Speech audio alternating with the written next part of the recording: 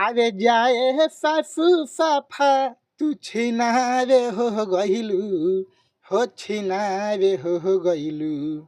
छोरी भतरे आपन, छोरी भतरे आपन दम दे संग फरारे हो गइलू।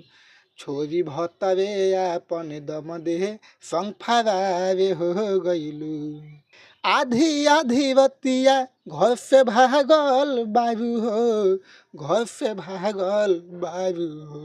बोहला दम दे संगे कहाँ जागल बारू हो, रात भ जागल बारू हो। यारे पहिले रहू कुमार बहिना रे हो गइलू, होइना रे हो गइलू।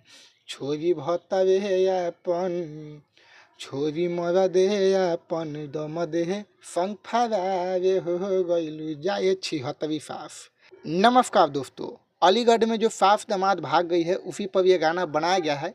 इस गाना को लाइक कीजिए और इस वीडियो को इतना शेयर कीजिए कि सास और दामाद के पास जरूर जाए और उनको समझ में आए कि हम कितना गलत काम किए हैं। इससे लोगों के ऊपर क्या प्रभाव पड़ रहा है उनको पता चले। बाकी आप सब इस वीडियो पर क्या कहना है कमेंट में ज़रूर बताइएगा।